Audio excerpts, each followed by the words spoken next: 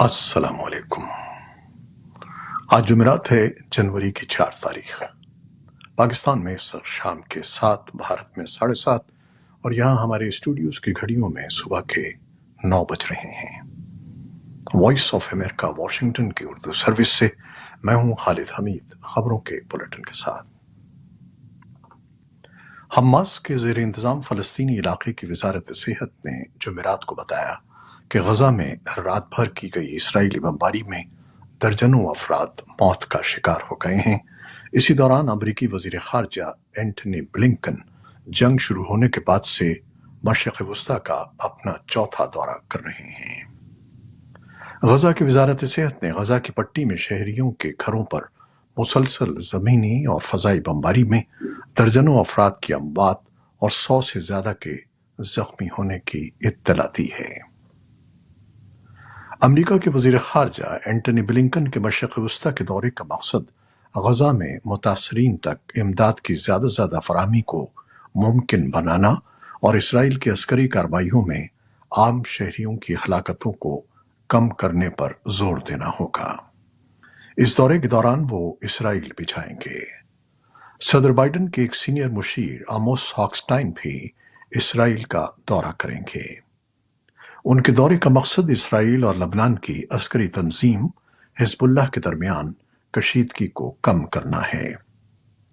ترکیہ کے مقامی میڈیا نے رپورٹ کیا ہے کہ ترک وزارت خارجہ نے تصدیق کی ہے کہ امریکی وزیر خارجہ ہفتے کو ترکیہ کے حکام سے بھی ملاقات کریں گے۔ دوسری جانب مغربی ممالک اور خطے کی ریاستیں اسرائیل اور حماس کی جنگ کو غزہ کی پٹی تک محدود رکھنے کی کوشش کر رہی ہیں۔ اسرائیل حماس کی تازہ ترین صورتحال کے بعد اب پاکستان، بھارت، افغانستان اور دنیا بھر سے اہم خبروں پر نظر ڈالتے ہیں۔ پاکستانی حکام کے ساتھ افغانستان کے حکمراں طالبان کے ایک اعلیٰ وفد کی بدھ کو اہم بات چیت ہوئی تاکہ اس کشیدگی کو کم کیا جا سکے جو سرحد پار سے مہلک حملوں میں اضافے سے پیدا ہوئی ہے۔ Pak Afghan joint coordination council کے مشترکہ اجلاس میں شرکت کے لیے پاکستان کے دورے پر آئے ہوئے افغان وفد نے گورنر قندھار ملا محمد شیریں خن کی قیادت میں اسلام آباد میں نگراں وزیر خارجہ جلیل عباس چیلانی سے ملاقات کی ہے۔ پاکستانی دفتر خارجہ کی جانب سے جاری کردہ ایک بیان کے مطابق ملاقات میں باہمی دلچسپی کے اہم امور بشمول امن و سلامتی کے ساتھ ساتھ براہ راست عوامی سطح کے رابطوں کا تبادلہ کیا گیا۔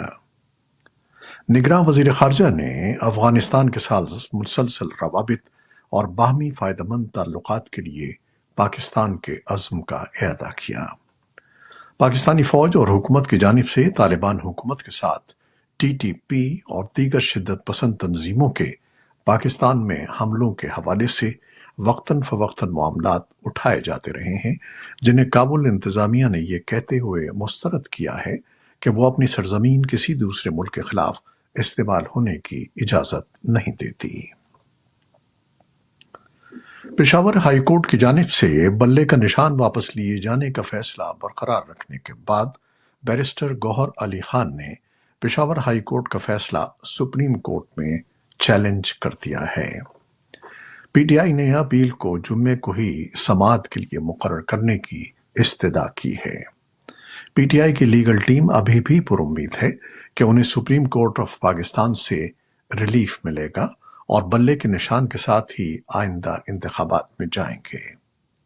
بیرسٹر گوہر خان کے بقول انتخابی نشان واپس لینا پارٹی کو ختم کرنے کے مترادف ہے، بلہ نہ ملا تو پلان بی پر عمل کریں گے۔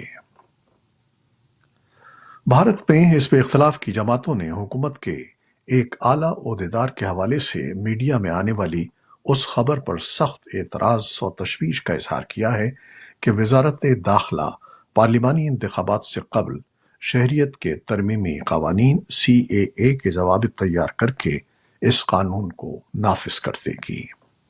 اپوزیشن کے مطابق یہ قانون آئین مخالف ہے اور اس کا مقصد سن 2024 کے پارلیمانی انتخابات میں فائدہ اٹھانا ہے۔ دسمبر سن 2019 میں یہ قانون پارلیمنٹ سے منظور ہوا تھا اور اس کے خلاف ملک کے مختلف علاقوں میں زبردست احتجاج ہوا تھا۔ بعض مسلم ملکوں نے بھی اس پر اعتراض کیا تھا، جسے بھارتی حکومت نے بھارت کے اندرونی معاملات میں مداخلت قرار دے کر مسترد کر دیا تھا۔ نیٹو اور یوکرینی حکام یوکرین کے خلاف روس کی فضائی مہم پر بات کرنے کے لیے آئندہ ہفتے ملاقات کرنے والے ہیں، جس میں سال کے آغاز میں کیے جانے والے بڑے حملوں پر بات ہوگی۔ نیٹو کے ترجمان ڈیلٹ وائٹ نے جمعرات کو کہا کہ نیٹو کے سیکرٹری جنرل یانس اسٹالٹنبرگ 10 جنوری کو نیٹو یوکرین کونسل کا اجلاس بلائیں گے۔ یوکرینی حکام نے ملک کے فضائی دفاع کو مضبوط کرنے کے لیے اتحادیوں پر زور دیا ہے، جبکہ روس یوکرینی شہروں کو نشانہ بنانے کے لیے روزانہ میزائل اور ڈرونز حملوں کا استعمال کرتا ہے۔ گزشتہ ہفتوں کے دوران روسی حملوں میں درجنوں میزائل اور ڈرون سے دارالحکومت کیف کو نشانہ بنایا گیا۔ روس اور یوکرین نے بدھ کو اعلان کیا کہ انہوں نے سینکڑوں جنگی قیدیوں کا تبادلہ کیا ہے۔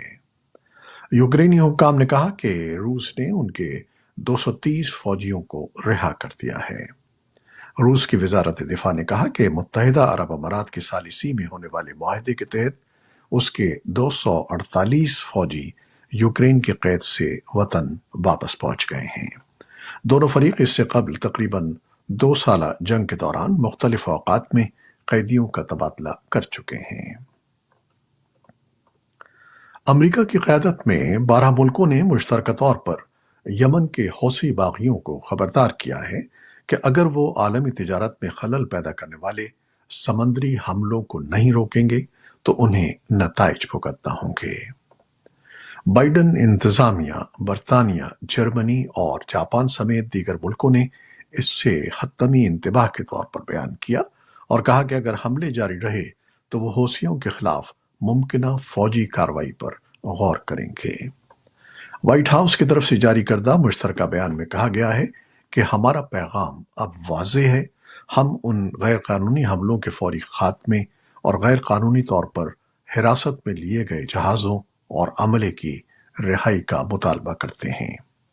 بائیڈن انتظامیہ نے نتیجے کی وضاحت نہیں کی ہے۔ امریکی ریاست نیو جرسی میں امام مسجد حسن شریف کو بدھ کے روز ان کی مسجد کے باہر گولیاں مار کر ہلاک کر دیا گیا۔ حملہ آور کی تلاش جاری ہے۔ نیو جرسی کے قصبے نواک میں قتل کا یہ واقعہ اس وقت پیش آیا جب امام حسن شریف اپنی گاڑی میں مسجد کے قریب پہنچے۔ انہیں قریب سے متعدد گولیاں ماری گئیں۔ اٹارنی جنرل میٹ پلیٹکن کا کہنا تھا کہ حملہ آور کو تلاش کیا جا رہا ہے، لیکن ایسے شواہد نہیں ملے ہیں کہ قتل کے اس واقعے کا تعلق مسلم مخالف تعصب سے ہو۔ ایرانی صدر ابراہیم رئیسی نے قاسم سلیمانی کی برسی کے موقع پر ہونے والے دھماکوں میں درجنوں افراد کی ہلاکت کے بعد تہران میں اجتماع سے خطاب کرتے ہوئے کہا کہ صہیونی حکومت کو اس کی قیمت چکانا ہوگی۔ ایران ماضی میں اپنی سرحدوں کے اندر انفرادی لوگوں یا مقامات پر حملوں کا الزام اسرائیل پر عائد کرتا آیا ہے۔ یہ ایسے دعوے تھے جن کی اسرائیل نے نہ تو تصدیق کی ہے اور نہ ہی تردید۔ روس اور ترکی سمیت کئی ممالک نے ان حملوں کی مذمت کی ہے اور اقوام متحدہ کے سیکرٹری جنرل نے ذمہ داروں سے جواب دہی کا مطالبہ کیا ہے۔ محکمہ خارجہ کے ترجمان کا کہنا ہے کہ بدھ کو ایران میں ہونے والے دوہرے بم دھماکوں میں امریکہ کسی بھی طور پر ملوث نہیں ہے۔ جاپان میں امدادی کارکن ملک کے مغربی ساحل پر پیر کے طاقتور زلزلے سے لاپتہ لوگوں کو تلاش کرنے کی کوشش کر رہے ہیں۔ وزیر اعظم کشیدا نے کہا کہ بچاؤ کی کوششوں پر مامور فوجیوں کی تعداد 1000 سے بڑھا کر 4600 کر دی گئی ہے۔ زلزلے میں کم از کم 78 افراد ہلاک اور 330 سے زائد زخمی ہوئے۔ جمعرات کو 51 افراد لاپتہ تھے۔ زلزلے سے سونامی کی بڑی لہریں شروع ہو گئیں۔ سونامی کی لہروں سے پہلے اپنے گھر بار چھوڑنے والے تقریباً 33,000 باشندے تنگ انخلا مراکز میں پناہ لیے ہوئے ہیں۔ یہ تھیں وہ خبریں جو فیس بک لائیو پر ہم نے آپ کے لیے پیش کی۔ ہماری ویب سائٹ، یوٹیوب اور پوڈ کاسٹ پر یہ بلیٹن آپ کے لیے پوسٹ کر دیا جاتا ہے۔ آپ ہمارے بلیٹن کو شیئر کرتے ہیں اور اپنے کمنٹس میں اپنی محبتوں کا اظہار کرتے ہیں، جس کے لیے ہم آپ کے بہت ممنون ہیں۔ اپنی ان محبتوں کو جاری رکھیے گا۔ نیوز پروڈیوسر عائشہ عرفان اور نیوز ایڈیٹر بہجت جیلانی کے ساتھ خالد حمید کو اب اجازت دیجیے گا۔ اللہ حافظ۔